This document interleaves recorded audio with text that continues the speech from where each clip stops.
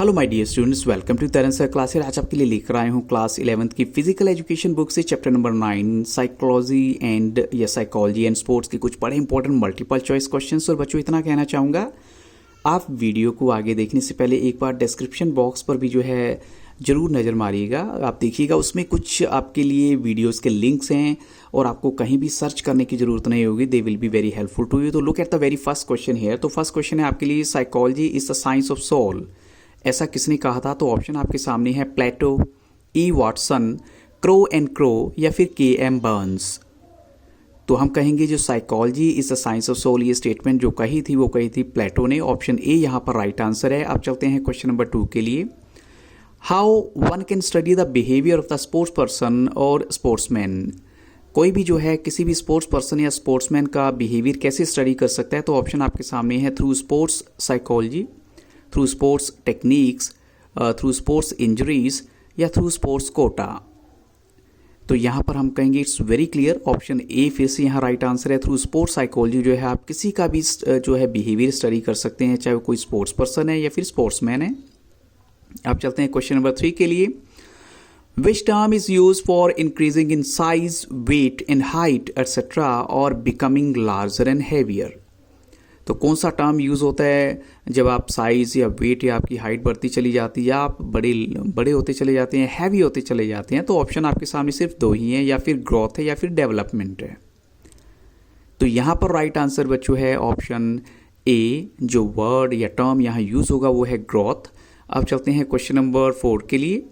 Which of the following is a matter of inheritance. इनमें से कौन सा इनहेरिटेंस का मैटर हो सकता है? तो ऑप्शन आपके सामने है, personality traits, habits and routines, characters, या फिर मैनर्स एंड एटिकेट्स। तो 4 ऑप्शंस आपके सामने हैं और राइट आंसर आपको देना है कि क्या चीज़ ऐसी है जो हम इनहेरिट करते हैं, या इनहेरिटेंस का एक पार्ट होती है जो हम ऑलमोस्ट कह सकते हैं कि पेरेंट्स से ही हमें मिलती है। तो यहाँ पर जो राइट आंसर है वो है option A, personality traits. Option A is the right answer. अब चलते हैं क्वेश्चन नंबर 5 के लिए। विच out of the following is a science of behaviour. इनमें से कौन सी ऐसी साइंस ऑफ बिहेवियर है? तो ऑप्शन आपके सामने है, साइकेरिटी, इनफैक्ट साइकेट्री, या फिर फिजियोलॉजी, या फिर साइकोलॉजी, या फिर नन ऑफ द अबव।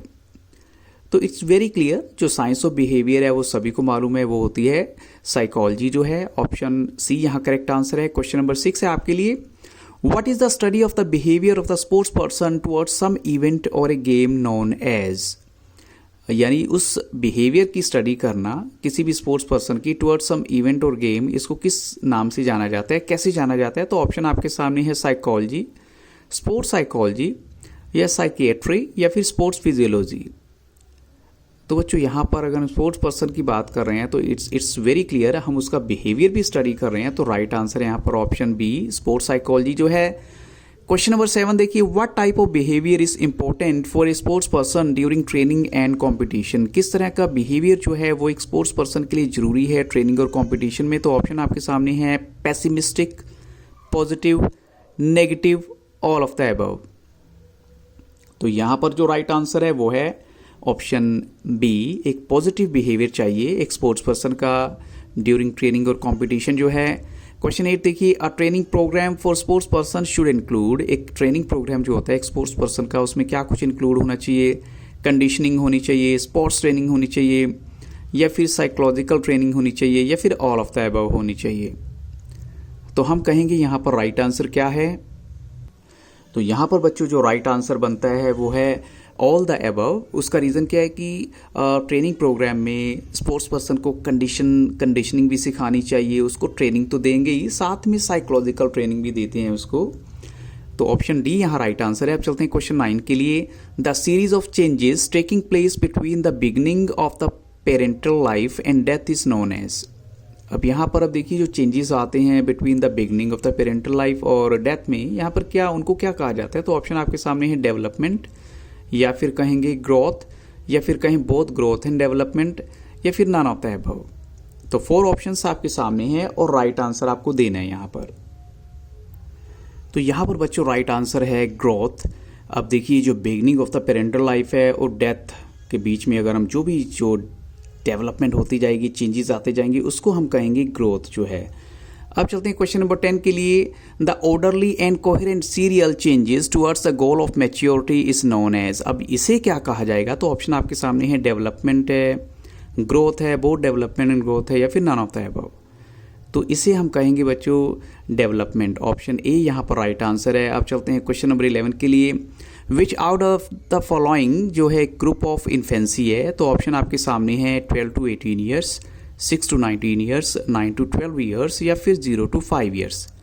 तो इन्फेंसी का टाइम जो होता है वो होता है बच्चों यहाँ पर ऑप्शन डी राइट आंसर है, 0 to 5 ईयर्स। जब बच्चा जो है बिल्कुल अनजान होता है हर चीज़ से, हर तरह की इमोशन से, फीलिंग जो होती है उसकी, हेट्रेड की या फियर की, ये सब चीज़ें जो है उसमें नहीं होती, या उसको जेलसी जैसी बातें नहीं पता होती।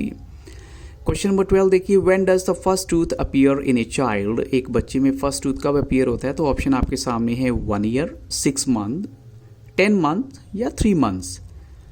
तो यहाँ पर जो है राइट आंसर है वो है ऑप्शन बी, 6 मंथ जो है वो टाइम है जब फर्स्ट टूथ चाइल्ड का एक अपीयर होता है। क्वेश्चन नंबर 13 देखिए। विच out of the following is a period of slow but steady growth of height. इनमें से कौन सा जो है एक पीरियड होता है स्लो लेकिन एक स्टेडी ग्रोथ का, एक हाइट का? तो ऑप्शन आपके सामने है infancy, late childhood, early childhood, adolescence. तो यहाँ पर जो है हम कह सकते हैं जो राइट आंसर है वो है ऑप्शन सी, अर्ली चाइल्डहुड जो है। क्वेश्चन नंबर 14 देखिए। Which stage of growth is a stage of transition from childhood to maturity. अब चाइल्डहुड से मैच्योरिटी की जो स्टेज है उसे क्या नाम दे सकते हैं ग्रोथ की वो स्टेज? तो ऑप्शन आपके सामने है अर्ली चाइल्डहुड, अडोलसेंस, या फिर हम कहें ऑप्शन सी लेट चाइल्डहुड, या फिर फोर्थ ऑप्शन है इन्फेंसी। तो यहाँ पर जो राइट आंसर क्या होना चाहिए? तो वो स्टेज जो है फ्रॉम चाइल्डहुड टू मैच्योरिटी वो काउंट होगी, वो है अडोलसेंस। ऑप्शन बी यहाँ पर राइट आंसर है। क्वेश्चन 15 देखिए। विच out of these is a problem during adolescence. इनमें से कौन सी प्रॉब्लम जो है अडोलसेंस से जुड़ी हुई है? तो ऑप्शन आपके सामने है इंटेंसिफिकेशन ऑफ सेल्फ कॉन्शियसनेस, या पीर ग्रुप रिलेशनशिप, या जुवेनाइल नेग्लिजेंसीज, या फिर कहें ऑल ऑफ दीज। तो यहाँ पर बच्चों ऐसा लगता है कि सभी के सभी ऑप्शंस जो हैं वो एक ही तरफ इशारा कर रहे हैं। तो राइट आंसर क्या है? All of these. अब चलते हैं क्वेश्चन नंबर 16 के लिए। Which phase of development is from 9 to 12 years. अब 9 to 12 ईयर्स में कौन सा डेवलपमेंट का फेज होता है? तो ऑप्शन आपके सामने है early childhood, adolescence, late childhood, या फिर इन्फेंसी। तो यहाँ पर जो राइट आंसर है वो है ऑप्शन सी, लेट चाइल्डहुड जो है। तो बच्चों यही वो क्वेश्चन है जो मुझे लगा आपके लिए इंपॉर्टेंट है, और इन्हीं क्वेश्चंस के साथ इस वीडियो को यहाँ स्टॉप करूँगा। बट इतना ज़रूर कहूँगा, एक बार आप डिस्क्रिप्शन बॉक्स को ज़रूर विजिट कीजिएगा, और अगर आपको वीडियो अच्छा लगा हो तो लाइक, शेयर और सब्सक्राइब करना भी मत भूलिएगा। Have very nice day.